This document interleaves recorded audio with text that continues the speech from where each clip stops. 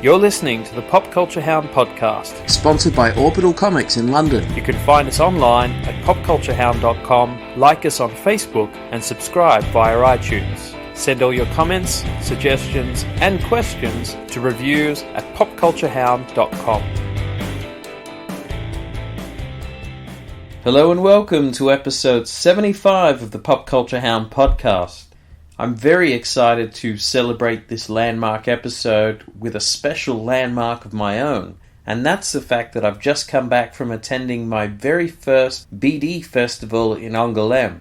Now, I don't know if you're aware of the Angoulême festival, but it is essentially the French equivalent of San Diego Comic-Con, but that has retained a pure, beautiful, and wonderful focus on comics.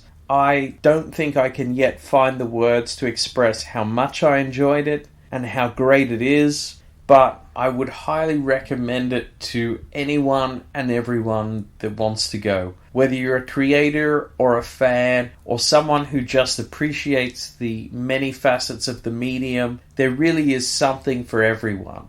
As you would expect, I was able to get some interviews while I was there, and so it was really exciting to catch up with some people I know well as others I haven't had as much chance to chat with. First up, I catch up with Joe Keatinge, who is someone I've been a very big fan of for a long time, and who is a really great friend of the show. I spoke to him a little while ago when Glory ended, and so it was great to catch up on what's been happening since, as well as, more importantly, what's coming up next. I also got to chat with Heidi MacDonald, who runs the Comics Beat.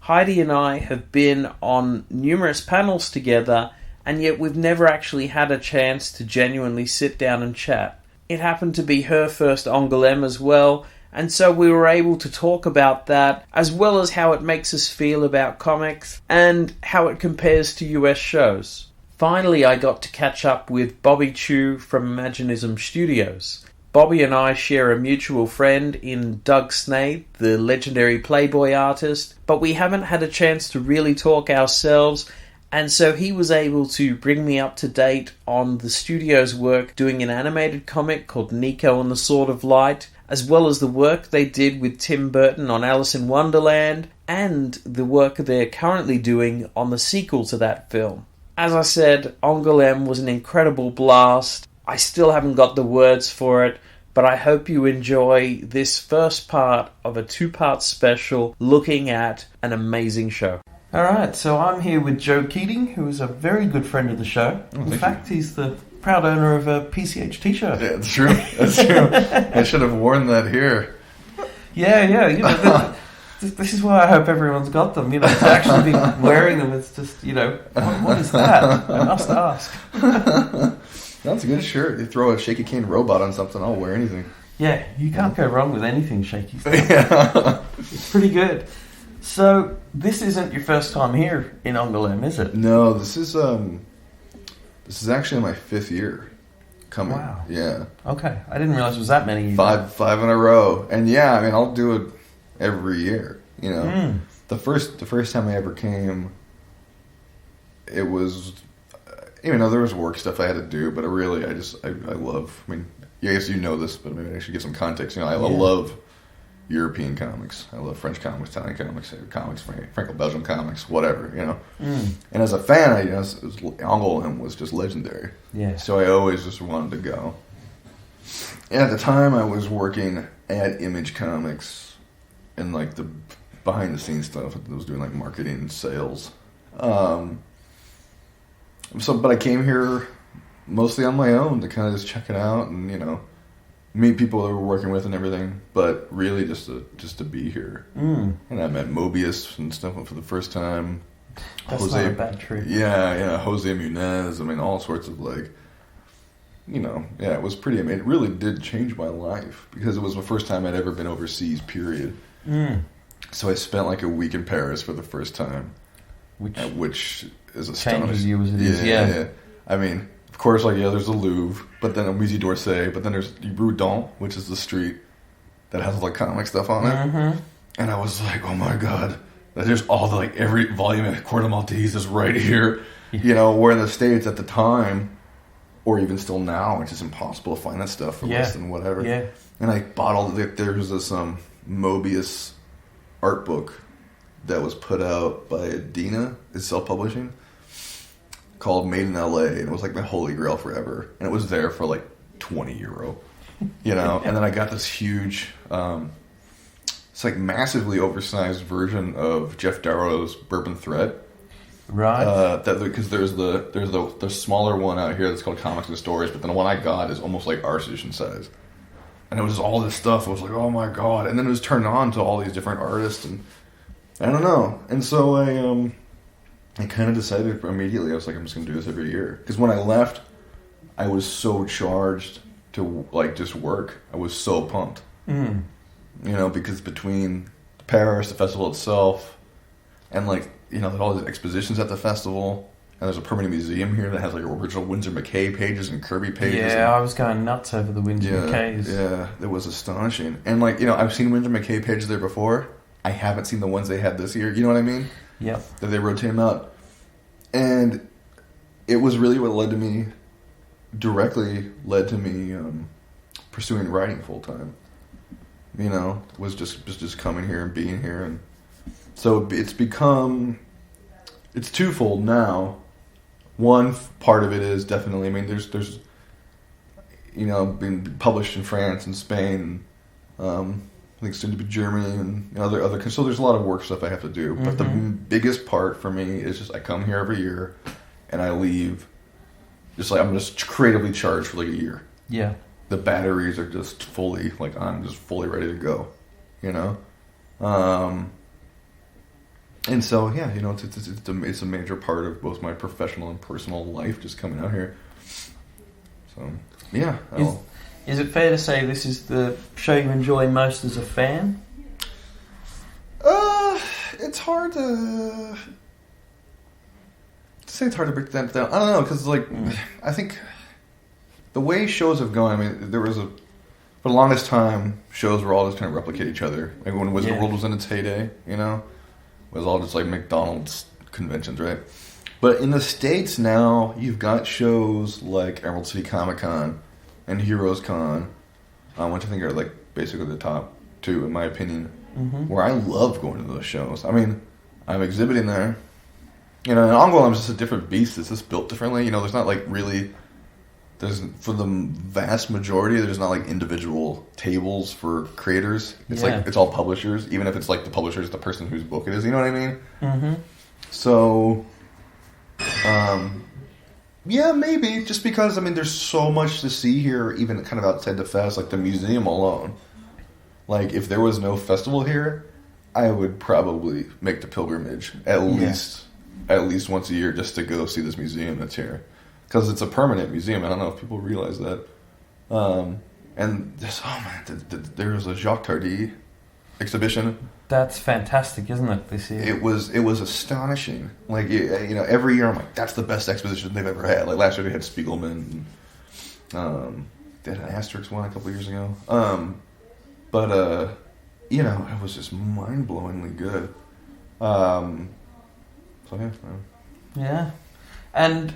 how else do you find it different from US shows? Like if you're just trying to not evangelize it to people, but just give them an idea that, okay, they've just been to US shows or that style. How does this differ? Like, could you give a snapshot view? Oh man, it's so different. I mean, it's a complete, everything just operates differently. The biggest one is that, you know, what I said earlier, you know, you don't go to Jason Aaron's table. You know what I mean? Jason Aaron doesn't have a table. Urban Comics that publishes Scalped, he'll be there at certain times. You know what I mean? And the biggest part is it's in a small town in the southish of France. And there's no convention center. It's all these tents they erect throughout the city. And each one is like, there's one that's sort of like the more indie Fantagraphics type of stuff. And then there's one that's where actually there's two that are kind of like the, you know, I guess the equivalent of the mainstream tech companies like Delcor and Casterman and Lombard and, you know, Then there's the Parabidi tent, which is all like the closest thing there is to a dealer's room, I guess. Mm-hmm. You know, where you can buy, you know, used BD and, you know, Corto Maltese prints or tchotchke stuff and whatever. And then there's like a rotating one that's like this year it's like Little Asia. Yeah. And then there's always a bunch of expositions throughout the town. And then now it's actually really cool. Now there's like, I guess it's the closest equivalent would be Trickster in the U.S. I was going to ask you about this next. Yeah. There's one called F Off. Yep. Yeah. Which I was out here with James Harvey last year, which is actually how we met. We met online, but the first time we ever met James Harvey face to face was on the train down to Angoulême. We arranged it. We were gonna, you know, we were staying together. Yeah. And then we hung out in the dining cart and drank. But he found out about it. I think I don't know who else would have told me, but he found out about it, and it's just like it's like an offshoot branch of like, you know, really like the closest I can think of is like SPX. Mm-hmm. As like this underground unofficial convention in this bar, and it's the coolest thing. It's like, so much stuff there. And free gigs every evening as well. They move the creators' tables back, and no, it's really cool. It's really interesting. And then there's just I think the programming here is really interesting, and this is actually the second year where unfortunately I didn't really have a lot of time to attend. But I mean, there was like a Akira Toriyama talk I would have loved to have gone do with Akira Toriyama. The first year I came here, there was a great talk with like a career overview with Robert Crumb. The next year after that, there's a big career overview with Mobius, which is the second time I was able to like. So, a friend of mine had this book coming out called Non-Player, and he was what's Nate Simpson's creator's name? He is a big Mobius fan. Yeah. And so I went to this talk. And I don't know why, but I guess it's because I have an invite badge from Delcor, so I got great seats. I was right in front. Right after the talk ended, Mobius was like hanging around. So I was like, screw it, dude. I'm going to go. So I had a copy of Non-Player with me. And I was like, hey, my friend Nate's a big fan of yours. And he was like, oh, this is beautiful. It's very cool. May I have it? And I was like, yeah, just take it, man. And so I got a picture with him, and that's been kind of circulating around. And well, it's just, you know, where else in the world would I have ever been able to do that? You know what I mean? And in such a relaxed manner. Yeah, it's a relaxed manner, yeah. You know? And it's again, it's more art form focused, I think, here than commerce focused. I mean, there's obviously lots of commerce, but I mean, you know, the panels aren't so much about, hey, you gotta buy this thing or whatever. Yeah. You know what I mean? It's more like, you know, this is just talking about this aspect of comics. And it seems really comprehensive. There's a whole lot of stuff I like. One of my favorite things out of here, which again this year, unfortunately, I was too busy to go, but there's a group called the Platinum Group. And what they do is they discuss and research, you know, comics from basically pre-1930. Right. And they do these English language presentations about comics that I've just never in my life would have heard of otherwise. And again, it comes into the whole thing I'm talking about, where just I absorb all this stuff and just get pumped, you know, to work, you know. And anytime I get bummed out about something work-wise, if I'm working on something that's not what I like or whatever, I just draw on that kind of stuff and see it. So that's what I'm saying. I don't like American conventions. It's just such a different, you know, like the purpose is so different. You know? Must be nice. You're coming through the dead of winter. You know, it's that period where it's hard to just keep going. It's dark all the time, and all this is going on. And then suddenly, you know, you've got this to look forward to. And it's just after the start of the year, so you're like, right, 2014's my year, or, you know, whatever year it is. I live in Portland, Oregon, and it's just like, you know, Pacific Northwest, and this time of year is pretty, like you said, pretty dark and gray. So, you know, coming out here and just being able to, I mean, there's so many people, like friends of mine, you know, from the States, of course, but I mean, all over the world that I never see otherwise, you know. So it's nice, for sure. Yeah, and this is kind of a whistle-stop tour for you, because I imagine normally you're here longer, but it's part of an extended voyage. Can you tell us about your plans? Yeah, well, you know, I came to Angoulême for the first time 5 years ago, and I guess, you know, I think 3 out of 5 comics I've had published so far have taken place in France, so it's pretty obvious that you know, in my original Morbius proposal had him in Europe too. So obviously I liked France a lot, and so I'd come back, and I lived here for not in Angoulême but in Paris for a little while, and I was like, man, I just need to go. Like, I just need to go somewhere else. Like, not because I was sick of it, but like quite the opposite. Where I was like, I just knew that I still love this country and Paris, the city, so much that I was like, I would never go unless I forced myself to go somewhere else. Which is ridiculous to say, but whatever. So I was like, all right, well, I'm going to go travel around. So this year is all about Italy. I'm going to Italy and Amsterdam. And I'm just going to travel around, and like part of it is like, you know, I want to see the Sistine Chapel. I've never seen that. What does that smell like? You know, that would be good to find out. You know, and touristy stuff. But like, we were talking about this before the interview. I'm going to Venice mostly just because I love Corto Maltese so much. Yeah. And I want to just like retrace his steps and like Hugo Pratt's life.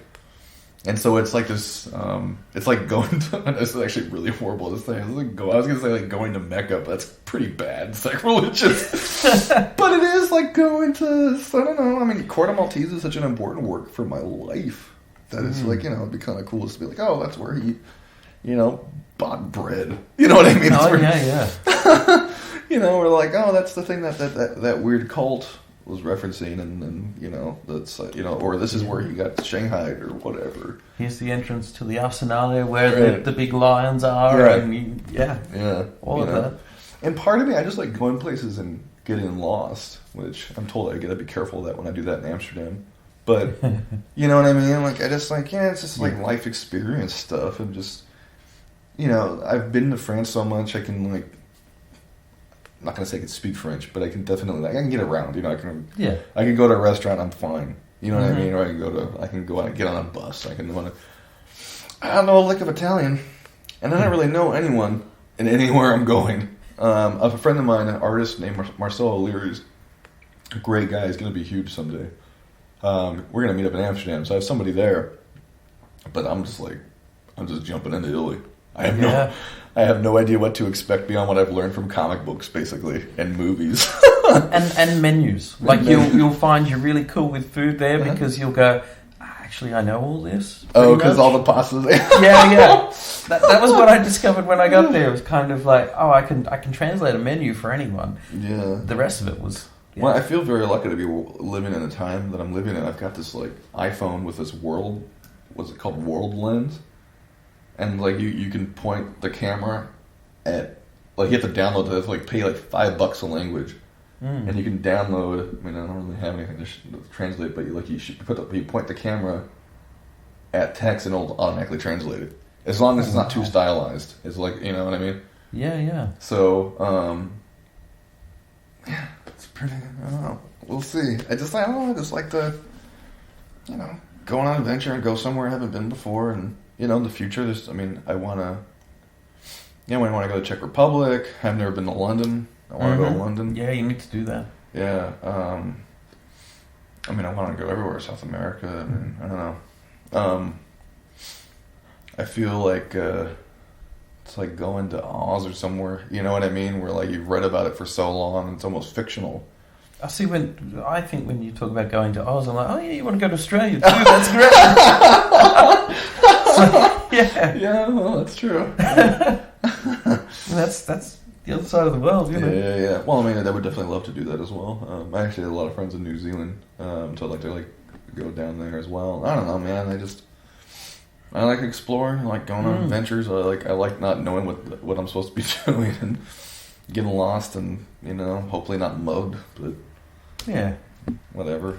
The more you see, the more you realise there's even more to see. You right. go, man, this world is huge and epic and interesting. Well, I think there's really good, I know he's kind of the cliche guy to quote these days, but really good Louis C.K. bit from his show. You know, there's a show where his daughter was in the car and she's talking about how bored she is. He's like, there's a world, no matter how hard you travel, like, you will see 0% of. Basically, you know?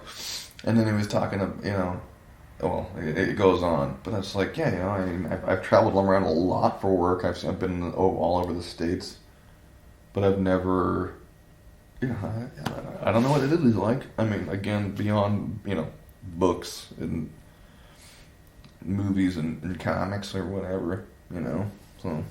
Mm. Now, speaking of comics and stuff, I thought we should get up to date with what you're working on, because we're kind of post-Morbius now, post-Glory, but I'm assuming that we're pre a whole bunch of stuff. We're pre a ton of stuff, yeah. What can we talk about at this stage? Well,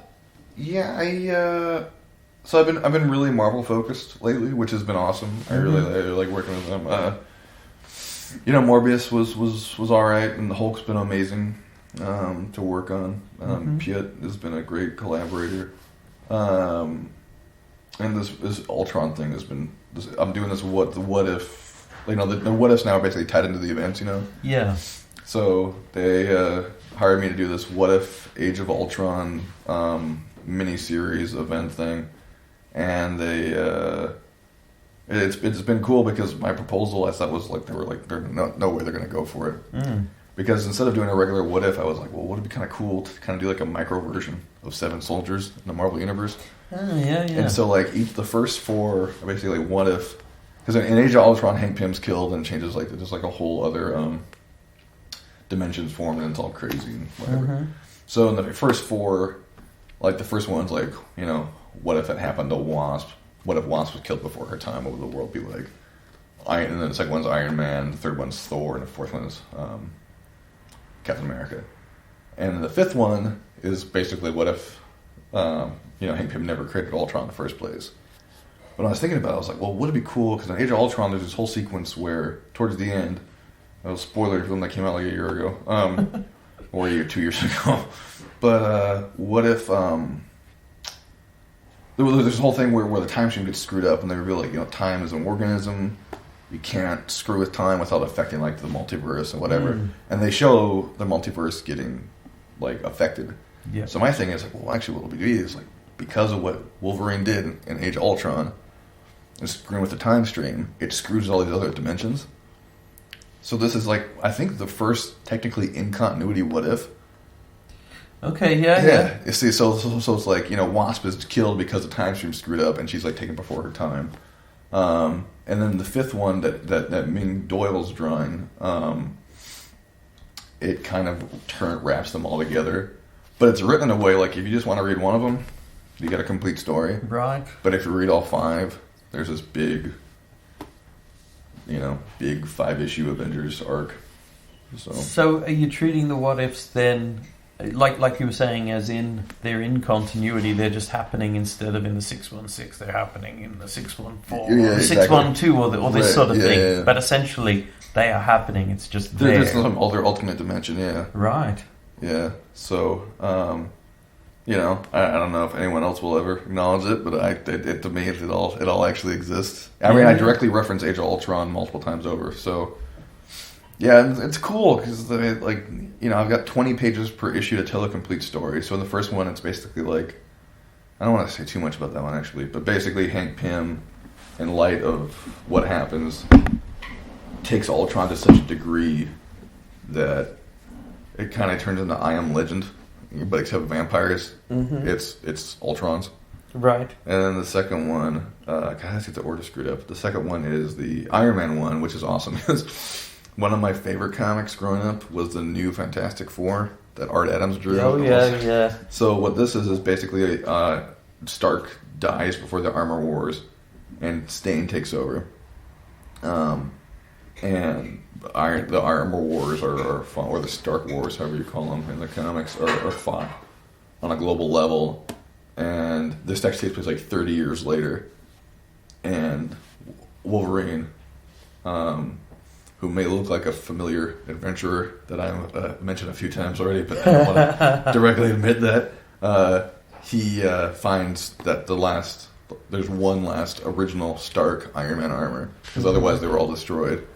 They need to track it down, because if they unlock the technology of this actual Iron Man armor, these kind of bootleg armors will just become a whole big thing. Right. So he reunites the new Fantastic Four, but they're all like old men. So it's like, Spider-Man is like, he doesn't have a complete costume anymore. He just has all this shit that's in a box in a basement somewhere, and he's raising kids in a Rutland, Vermont. And Hulk's a monk. And then the Ghost Rider was just killed, so just a brand new, like, really young Ghost Rider took over. And so they have to go find this armor. And then the third one is Thor, and that's drawn by the Iron Man one's drawn by Ramon Villarobos, and the Wasp one's drawn by Rafael Enco from Epic Kill from Image. Epic Kill, yep. And then the Thor one is drawn by Niko Soiden, who's done some Thor stuff. Yes. And that's basically, what if Thor was killed during the battle with the Midgard serpent. Mm-hmm. And basically Ragnarok plays out with the superheroes instead of the gods. And so the only people left are the, deep-powered heroes, like, or non-powered heroes, rather, like Nick Fury and Black Widow and Silver Sable and Shang-Chi. And so they have to basically finish Ragnarok, even though they have no powers. Right. And then the fourth one is drawn by my Marvel Knights Hulk partner, Piotr Kowalski. And, basically Cap never woke up, after World War II. Mm-hmm. And so the Illuminati get a plan together to take an old soldier and turn him into Cap. And it's Frank Castle.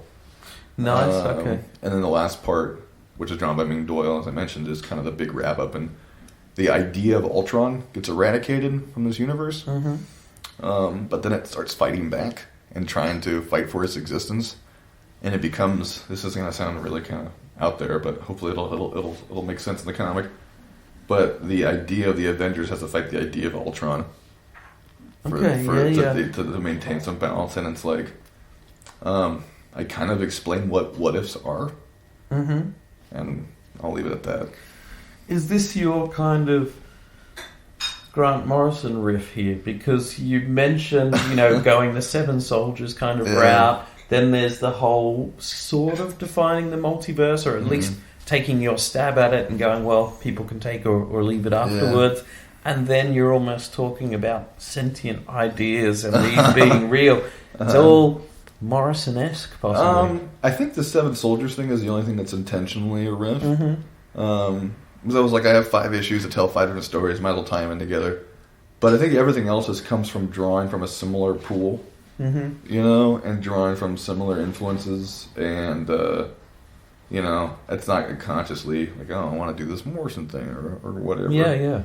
It's like, oh, this is my Morrison comic. It's not really. I mean, I think a lot of it comes out of just like, he's written some of my favorite all-time Marvel comics. That's for sure. Like Marvel Boy, man, that miniseries maintains one of my all-time favorite superhero comics. And his run on New X-Men as well. So, he's definitely an influence, but I don't know. I think once people read it, they'll see it's kind of beyond the fact that it's all interconnected things that can be read individually. Beyond that, I don't know. I think it's kind of my own. Very much your own. Not my beast. own thing, but me and my collaborators. Yeah, that's our own thing. Yeah.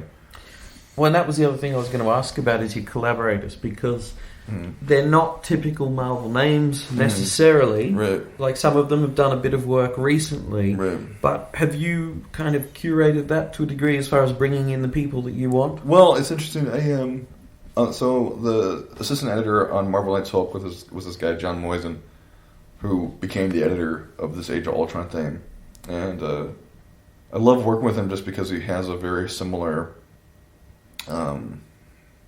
eye for comics. Like when we were putting this together, he was like, I'm thinking of contacting James Stokoe for a variant. What do you think? And I was like, yeah, James is like one of my oldest friends. Like, yeah, I was like, yeah, that'd be awesome.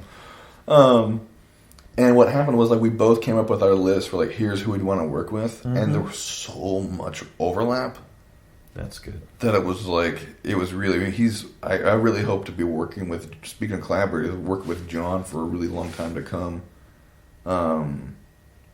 Just because it was the aesthetic, the taste and aesthetics was very, very similar. Mm-hmm. And yeah, I think we both just saw a really good opportunity to kind of do an extension of what they were doing on Marvel Knights, and that, like, bringing people you would not normally see at Marvel do Marvel stuff. And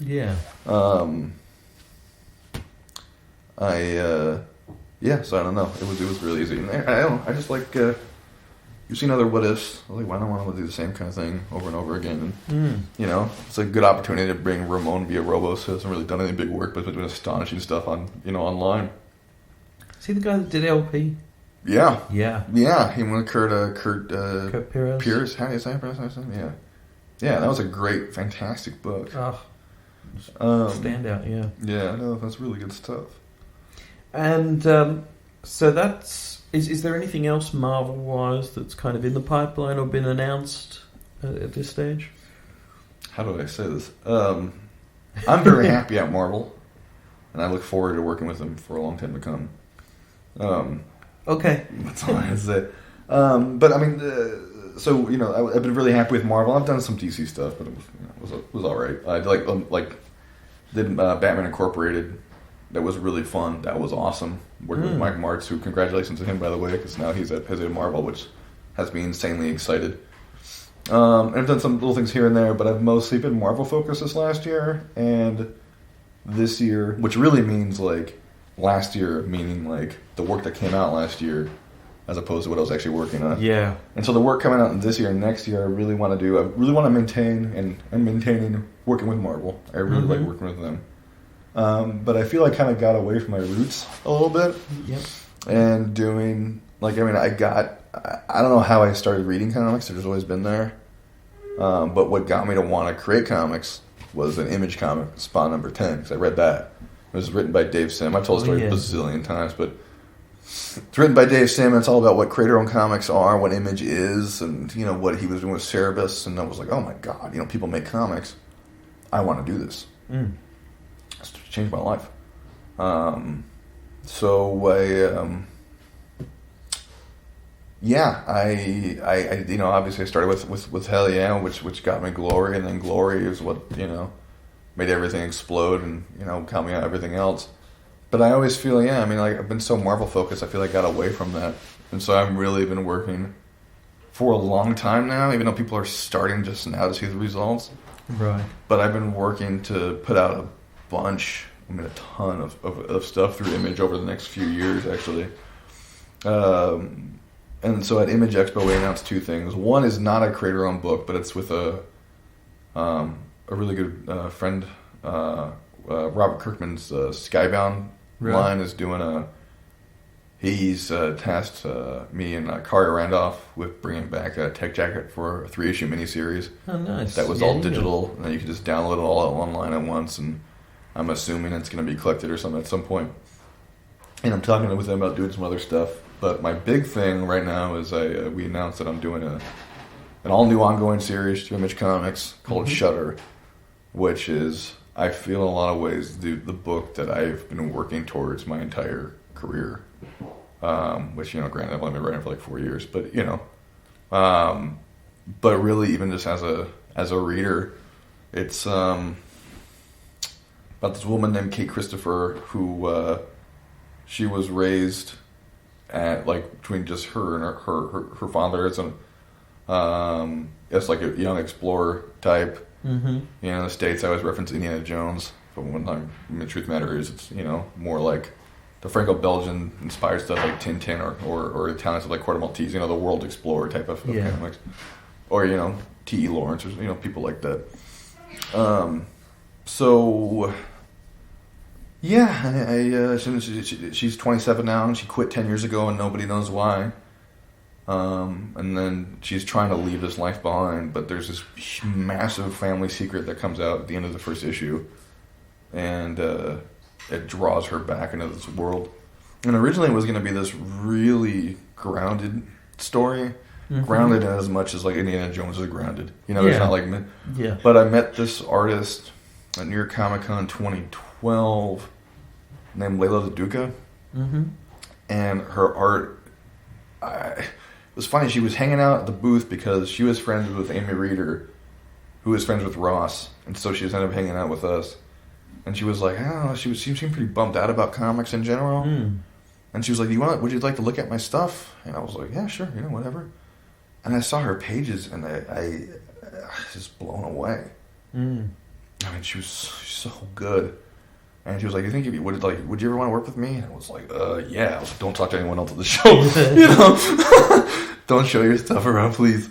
But I was just like, "Yeah, we'll do it." And so we talked about. I had this idea for this one thing called Shutter, which I had never been able to like. Something was always missing. What it turned out was missing was Layla, and so it came from this grounded-ish book to like. You know, it's really in a lot of ways very fantastical. There's a lot of there's like a scene on the subway. It starts off in New York, and there's a scene on the subway with like a minotaur in a business suit and an astronaut. And you know, the first issue there's like ghost assassins and like ghost ninjas assassins, and there's like alligators and bellhop outfits and all sorts of crazy stuff. I mean, it's pretty it's pretty out there, but it's you know, the core is a story about this person, you know, whose core identity is just kind of shattered and she needs to kind of rebuild. So yeah, that's kind of my biggest thing right now. I've got some other stuff. I've got like 10 books coming out in April. Wow. Which seems obscene. Like, it's nice, I guess, but on the other hand, I'm like, oh my god, it's a lot of stuff. Yeah, because there's like Shutter, those 5 Ultron one-shots are all out, and or I guess it's a mini-series, I don't know how you define it, whatever. These, just read them all. And then there's like a all-in-one glory hardcover, the Marvel Knights Hulk trade. It's hard to get that out. I'm doing a Vertigo anthology story with Ken Garing. Is that part of the CMYK? Yeah, it's Cyan is out. And there's something else I'm forgetting. And then there's something that's not announced yet. But it's out then as well. But yeah. Uh-huh. Yeah. It'll be announced at the end of the month, at the end of February. So then people will figure it out pretty quickly. Obviously, why it's not announced till later. I feel like I'm forgetting something else. But there's something on whatever. Anyway, it's a big month. But yeah, I mean, I've got a lot of other image stuff kind of boiling, and you know, I had some stuff come out like hell yeah, where it got derailed, and it's still happening.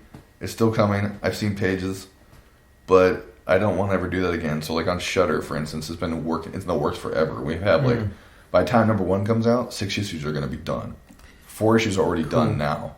You know, so and I'm writing issue 6 while I'm in Italy. So you know, yeah, it'll be good.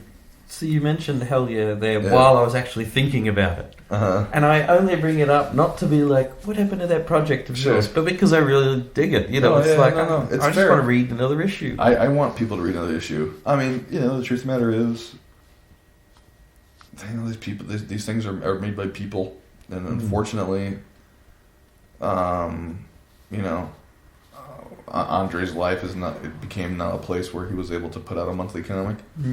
And I care more about him than I do comics. Yeah. And my philosophy on it, I mean, it sucks because I feel bad for people who put their time and money into this book, and now it's coming out on a annual and a half basis. But I'd rather he do the work he's happy with. So the plan's been to go to 10. And then when 10 comes out, you know, we'll probably do like, I don't know, we'll review when we get to it. We're leaving it in a place where we could go back to it at some point. Yeah.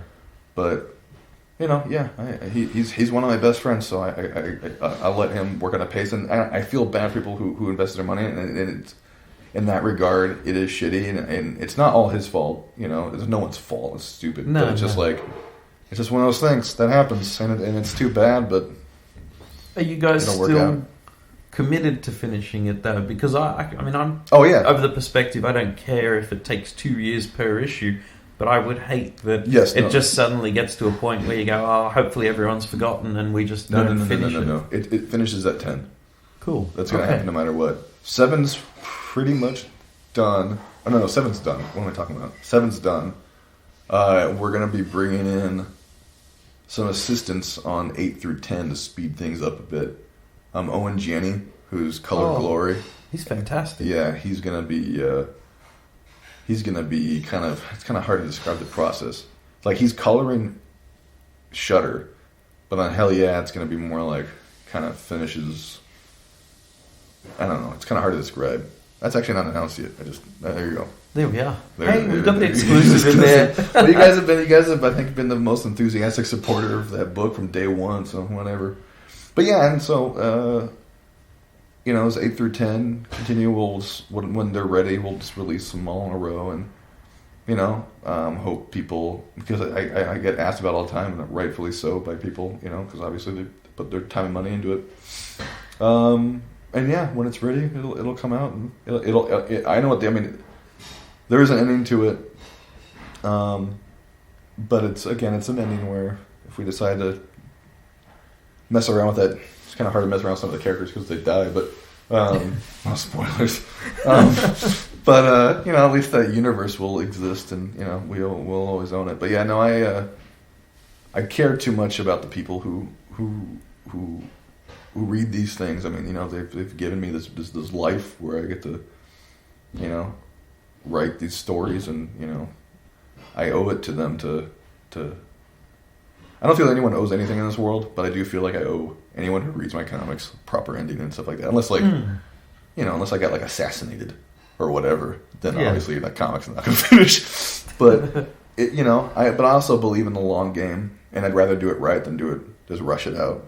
Yeah. And the pages that Andre, in fact, I can even put some on Tumblr. I should do that after this. The pages he's doing for the 7 through then 8 and so on are looking like his best work he's ever done.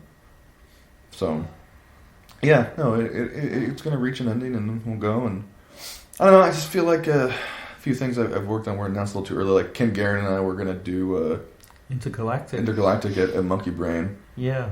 And the Monkey Brain's awesome. They're good. But what I found was I felt like Intergalactic just wasn't formatted correctly for them. Mm-hmm. And it's no slight on Monkey Brain. Like I said, they do some great work. I mean, they do like my buddy Chris and Ibrahim's book, High Crimes, and which is great. Bandit. I mean, they do awesome work, and I definitely would like to do something with them at some point.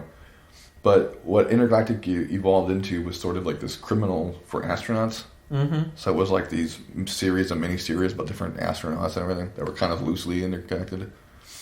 And I was like, I don't know if that would really work for that format. This is the digital, 10 pages at a time format. One miniseries would take like 24 issues worth of support for it. So we're just like, okay. And so we agreed we're just going to do it through Image instead.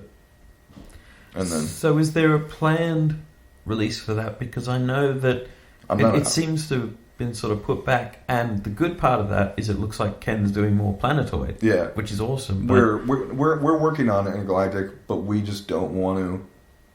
I'm never announcing a book again until I have at least 3 issues done. Mm-hmm. Ever. Like, I just, there's, and even Hell Yeah, we actually did initially. But, yeah, I mean, it'll be announced and it'll get a date when it's ready. I don't feel a need to rush things out. I think a lot of, there's people who, care more about the announcement than the actual long game of putting the book out. So when Intergalactic's ready, we'll put it out and it'll be awesome. But yeah, right now Ken's doing Planetoid, and he's drawing the Vertigo story.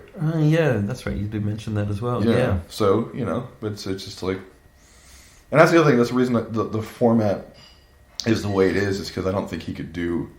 I mean, he could do an ongoing series, obviously, but like he's got Planetoid. He's got the guys. I don't know, have you ever talked to him before?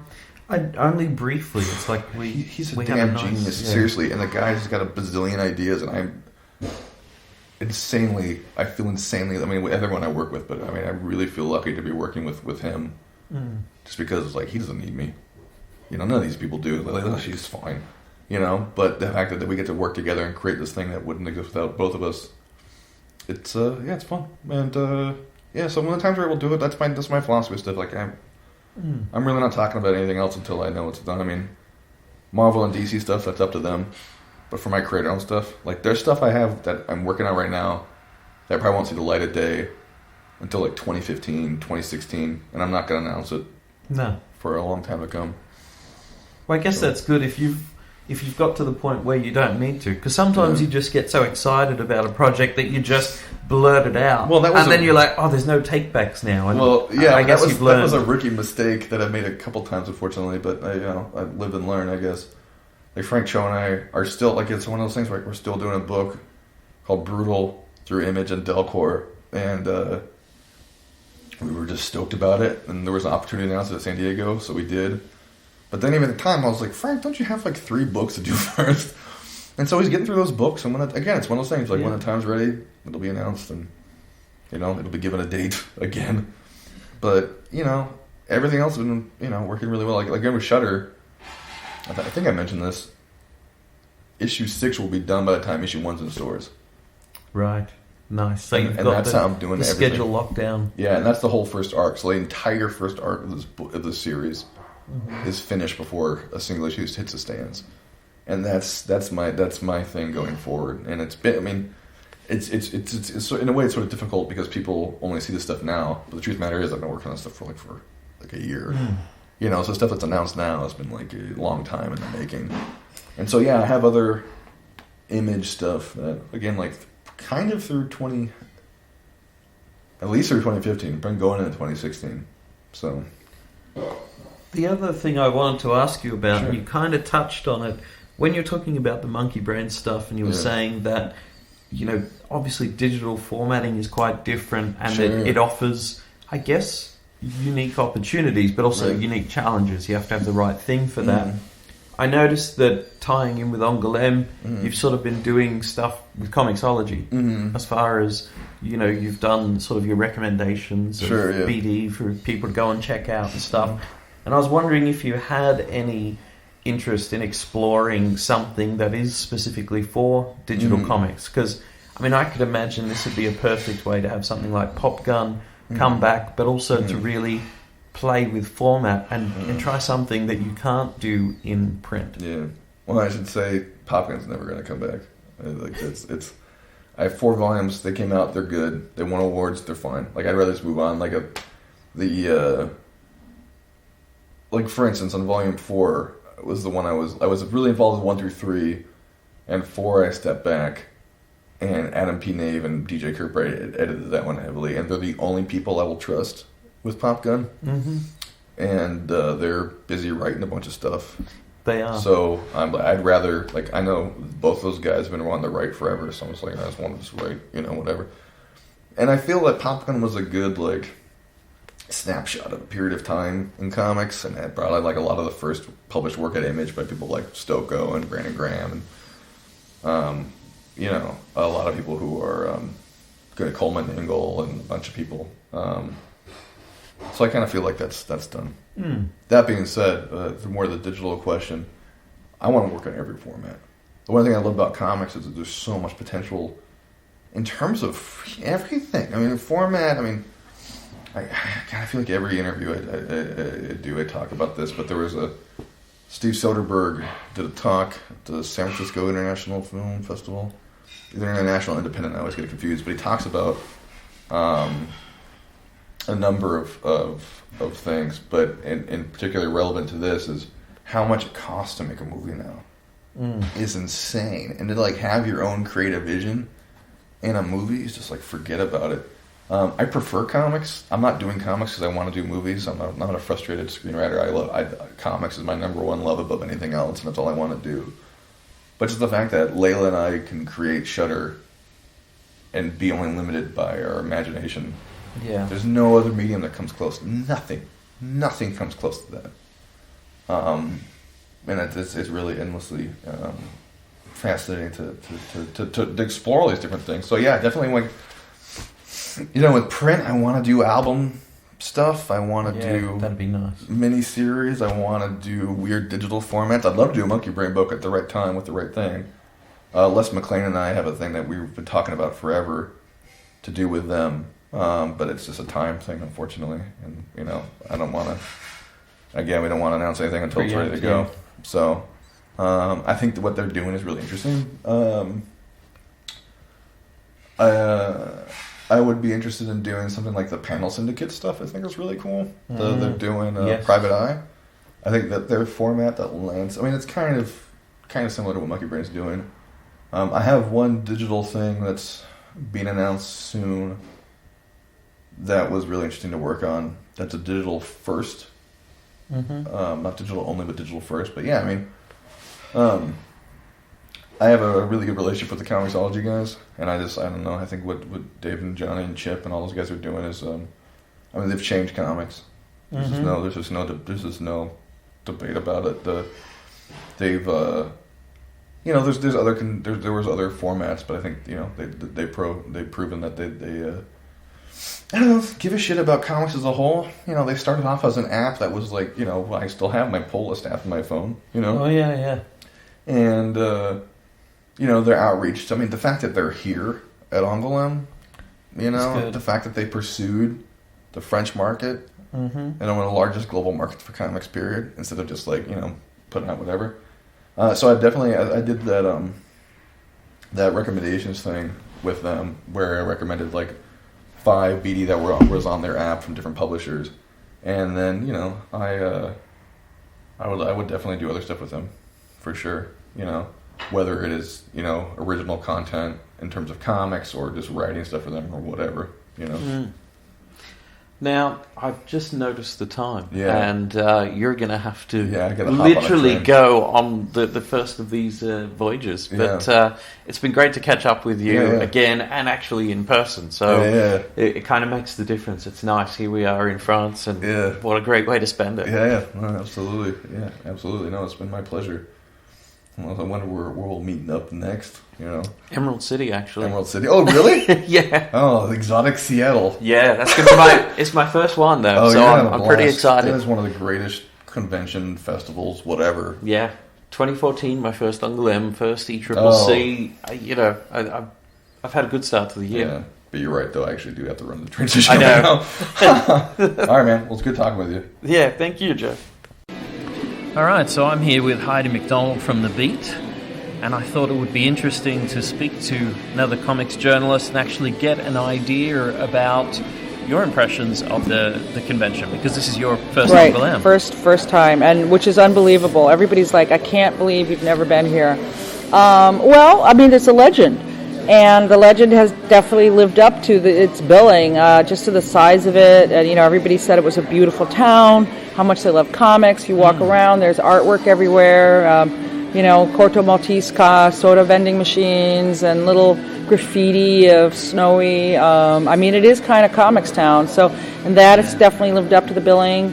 The exhibits that I've been to, which is not enough, have been amazing, really inspiring. You know, we're sitting here, I mean, this is inside and everybody's going to get on me for this, but, you know, we're sitting in the press room, and I have to say, it's really not, I mean, it's a beautiful room, of course, but it's very good for working journalists, you know, in that there's outlets, and there's Wi-Fi that works, and, you know, I mean, they do give you, and it's beautiful. But, I mean, I just really appreciate the fact that it's a place where I can come and work, and that's accessible, and that's, you know, made it easy for me to do. So, you know, I really like that part of it. And, then the art, you know, the comics. I mean, you know, what is it overwhelming about that? I mean, just seeing the level of comics here. I mean, everything they publish in France is such much more better editions than in the United States in general. I mean, there's some great American publishers. But they still don't produce the same formats. Even, like, while I was here, I went and bought the French edition of Battling Boy. Right. Because the pages are just that bit more, you know, to the size that they ought to be for that art. Right.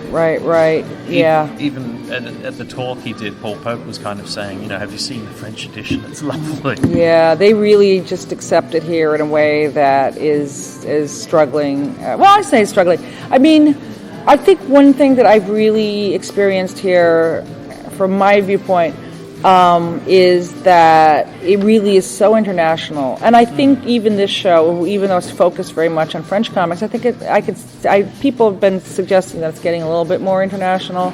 I was set up a lot in the rights area, which they had publishers from South America, Spain, Italy. I mean, there's quite a few publishers there. And definitely, you know, the whole global impact of comics I am feeling here. But, of course, celebrating the great French comics, which are very great. And so I think that there's any question. I do, it's hard for me and I don't speak French, so a little of it is like what people tell you and, not what you overhear. But it does seem like there are some different opinions about which way it should go. Should stay focused on French or should try to become more international. Yeah.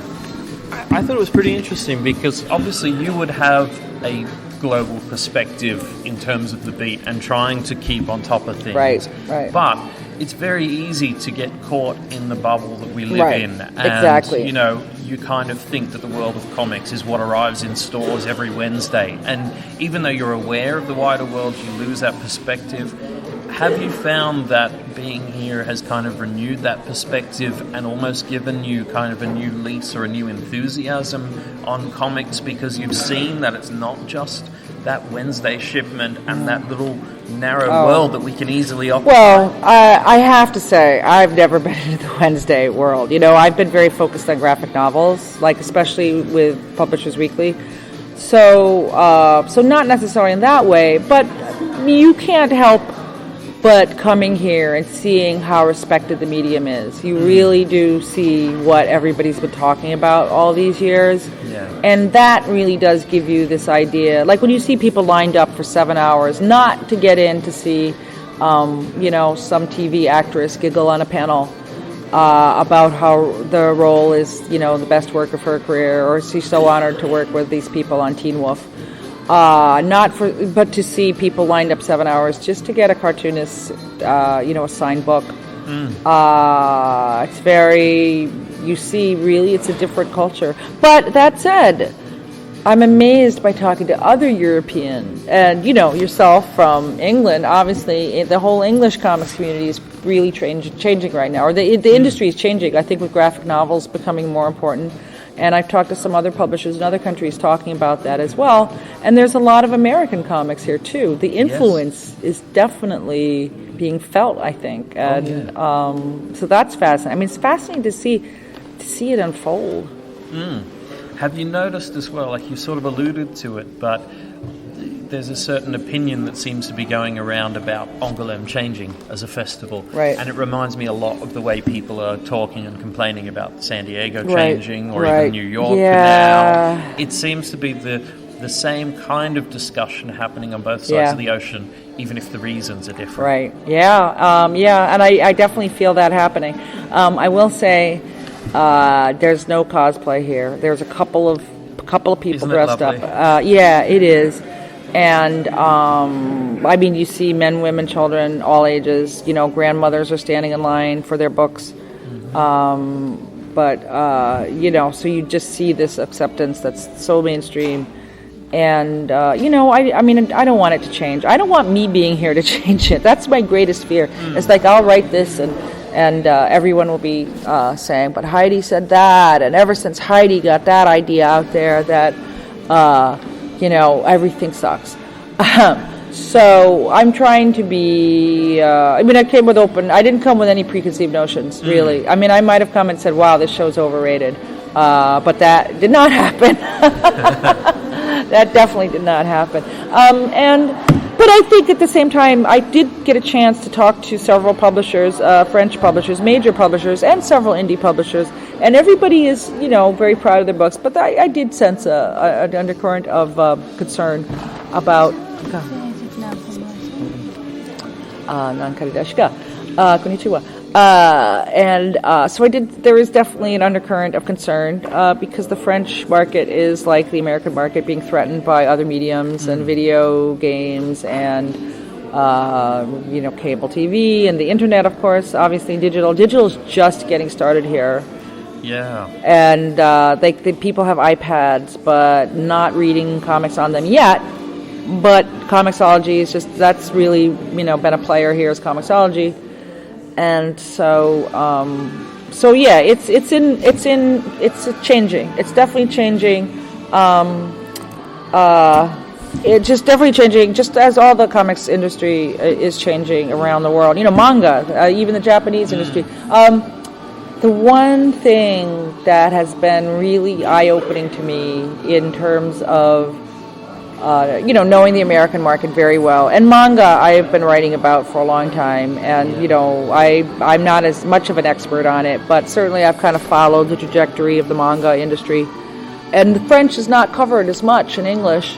We don't really talk so much about I think they call it the BD industry, BD.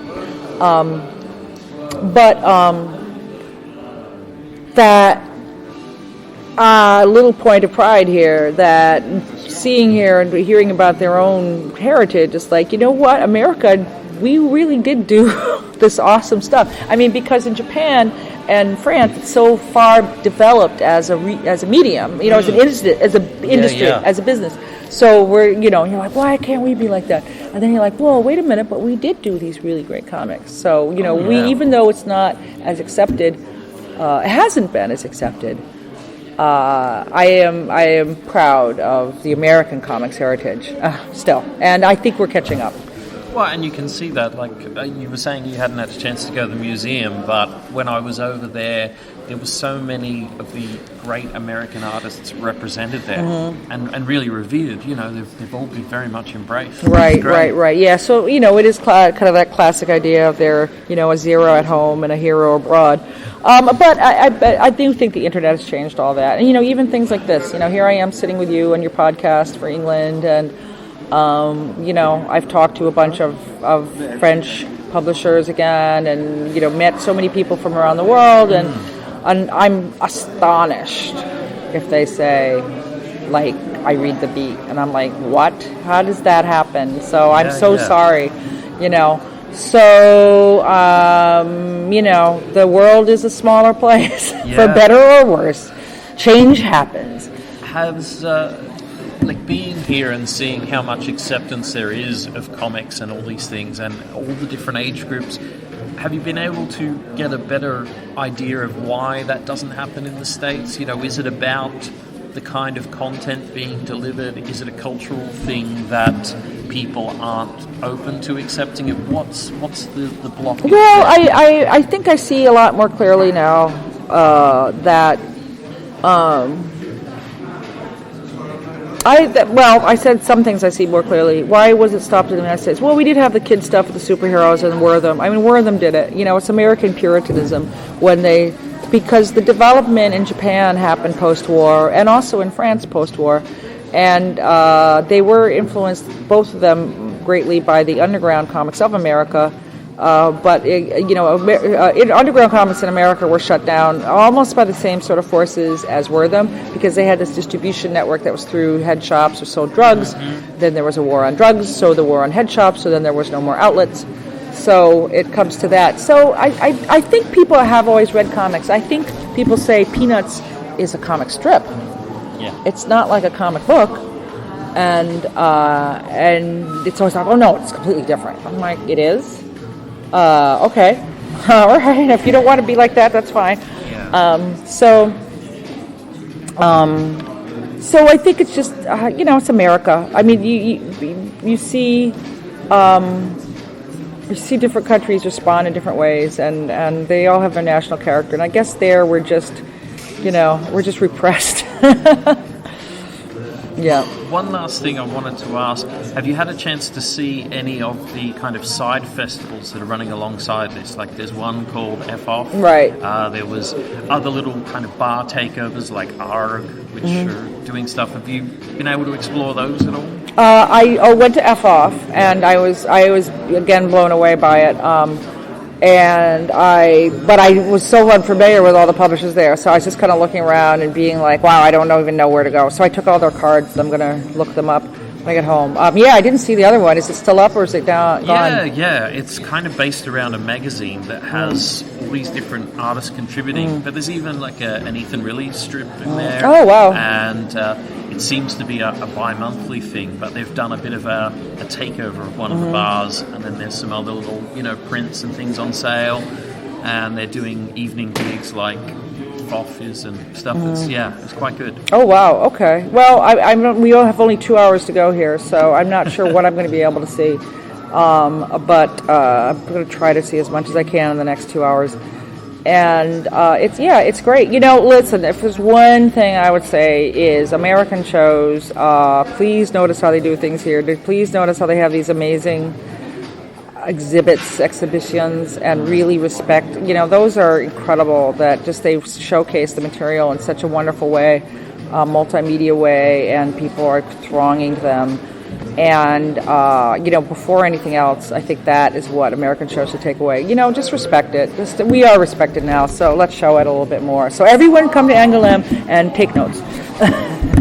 Thank you very much for chatting with me today, Heidi. No problem. All right. Good to see you, Chris. So I'm here with Bobby Chiu from Imaginism Studios.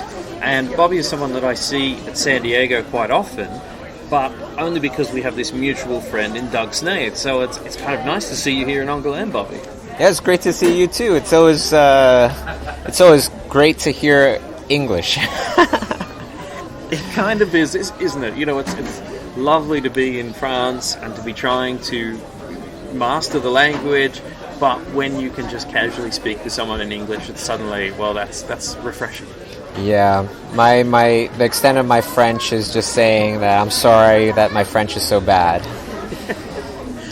Yeah, that's kind of mine. I keep promising that I'm going to get better for next year. I make that same promise myself. Hopefully one day. Is Angoulême a regular show for you then? Yeah, actually, sadly, this is our 7th year and I still don't know how to speak French very well. Wow. Now, you were telling me about an exciting project that you guys, well, I guess you're not working on. It's happened, and it's continually developing. Can you tell us a bit about that? Definitely. Niko and the Sword of Light. It's an animated comic book for the iPad, Android tablets. And when I mean animated, it doesn't mean like little symbol animations, little pieces rotating and enlarging. This is... every drawing is different, zooming in, zooming out, voices, everything. It's an incredible passion project that we've been working on for the last 2 years, and it just came out in just a few months ago. Yeah.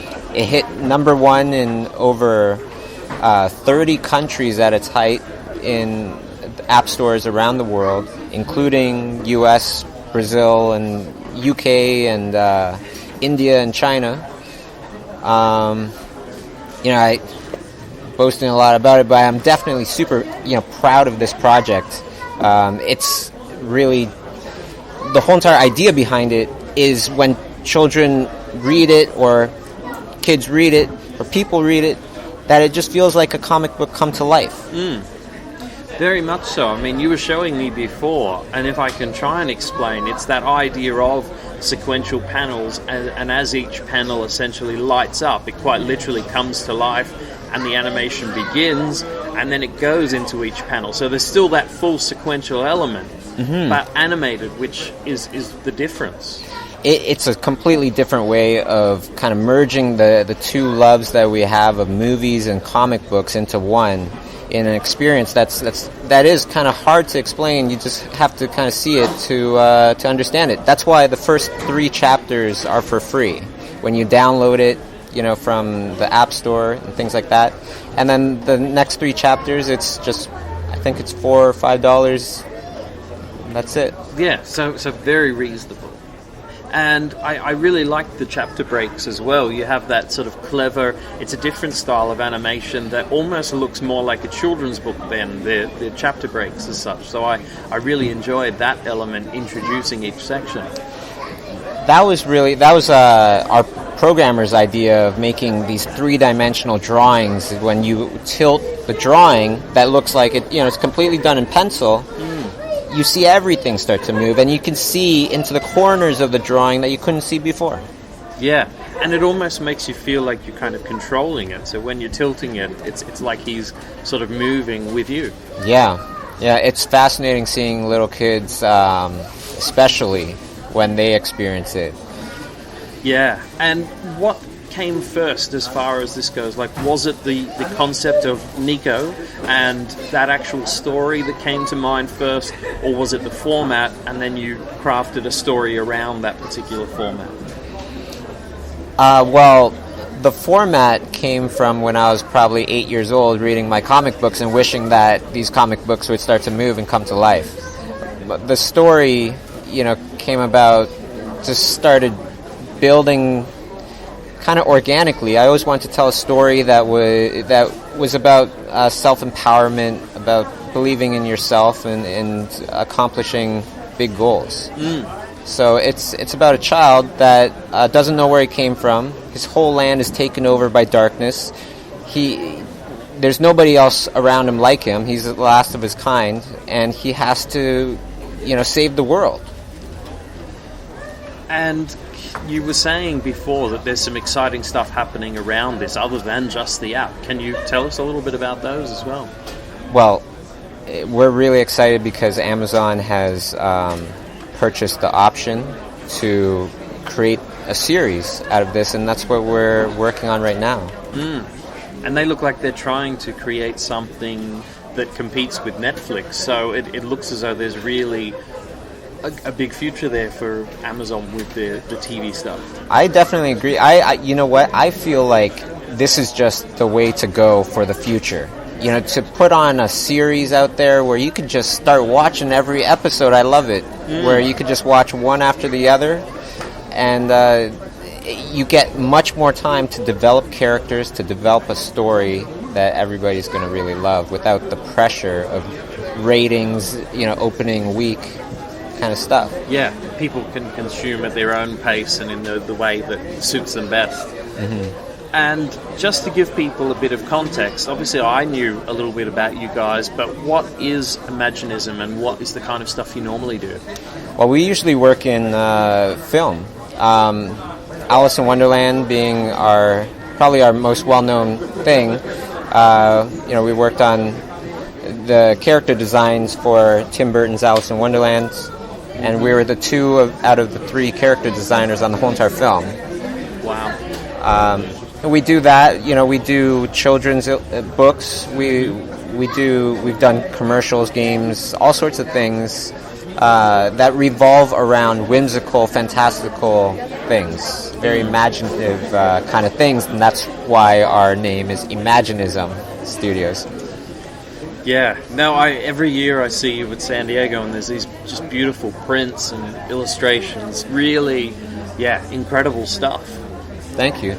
I did want to mention that the app was done with Studio NX, my buddies from college. It was the four of us together, us and Chaos Dara. Very cool. And is there anything else in the pipeline that you can mention? Is there anything else that you're currently working on or that you're looking to do next? Well, right now I'm currently working on the sequel for Alice in Wonderland. Oh, wow. That's pretty much all I can say. That's fair enough. That's pretty exciting. I can't wait to see the results of that as well. Well, thanks for chatting with me, Bobby. Thank you. Much appreciated.